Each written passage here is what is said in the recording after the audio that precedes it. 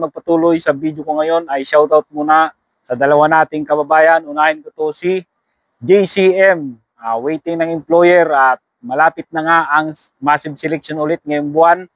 At huwag kayong mag-alala, baka magka-employer na kayo ngayon.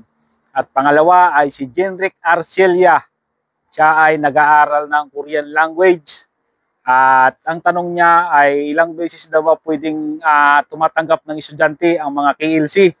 Wala namang limit yan basta hindi pa puno ang slot para sa upuan, para sa pag-aaral ng Korean language sa kanilang school, ay tumatanggap pa yan sila. Basta mag-inquire lang kayo at pag na-tsempuhan ninyo na may slot pa sa mga schedule, kasi iba-iba kasi yung schedule pagdating sa KLC, merong whole day, merong half day, kaya kayo yung mamimili. Kung halimbawa may trabaho kayo, kayo yung mamimili kung anong schedule ang gusto niyo, kung every Sunday or every Saturday or every pagkatapos ninyong paglabas niyo sa trabaho, pwede rin ganon. At ako nga noon, ang pinili kong schedule ay every Sunday. Half day lang ako noon, simula alas 12 ng tanghali hanggang alas 6 ng hapon. Mapunta na nga tayo sa selection ulit dahil malapit na ulit ang massive selection.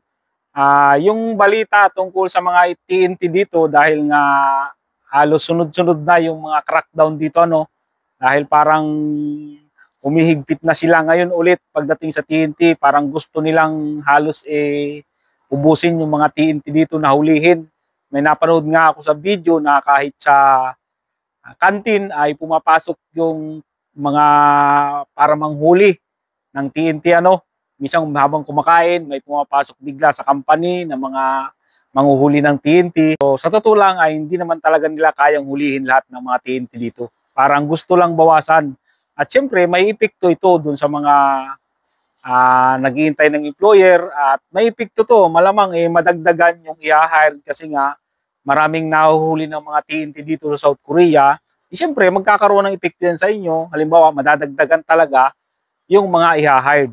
At tungkol sa mga TNT, matatagal na yung mga yan dito.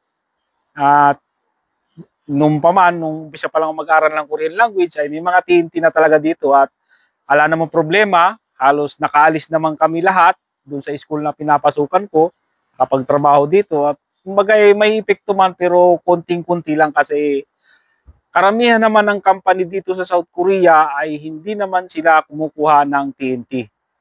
Marami pa rin talaga yung mga company dito sa South Korea na hindi talaga kumukuha ng TNT. Katulad dito sa amin, sa company ng boss ko, dati talaga, year 2004, mga ganyan, 2005, ang mga tauhan ng amo ko ay mga TNT halos lahat.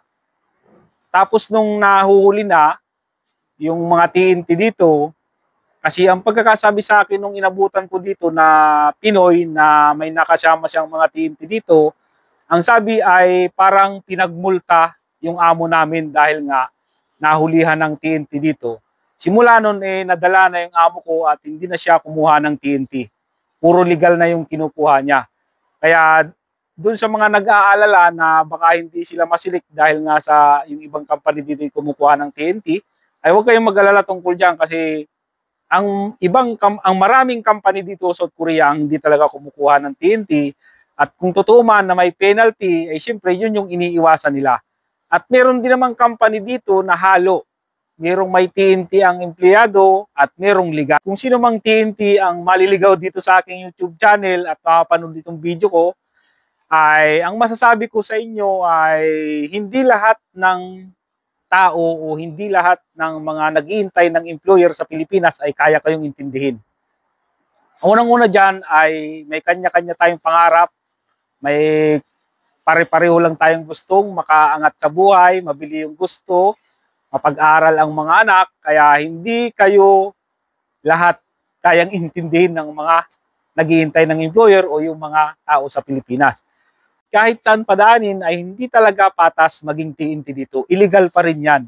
Kaya hindi ninyo maiiwasan na sisihin kayo ng mga waiting ng employer kasi nga ang hirap talagang mag-aral ng Korean language. At may nagsabi nga dyan na mga dating EPS, talaga mga dating EPS yung mga TNT dito sa South Korea, nandun na yun. Halimbawa, balik ta rin natin ang sitwasyon, yung mga TNT na nandito, kunyari ay sila yung nasa Pilipinas na nag-iintay ng employer, siyempre mararamdaman din ninyo yung pakiramdam na matagal kang hindi nasiselect dahil nga ang iniisip mo ay tungkol sa mga TNT. At hindi nga natin maiiwasan mag-isip ng ganon. Kaya yung mga naghihintay ng employer sa Pilipinas, ay huwag kayong magalala. May slot na nakalaan para sa inyo dito sa South Korea. Dahil lahat halos ng company dito sa South Korea ay hindi naman yan kumukuha ng TNT.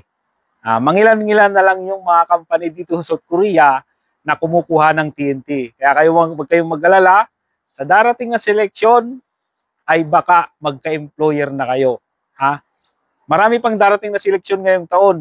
Kaya tiyaga-tiyaga lang sa pag-iintay.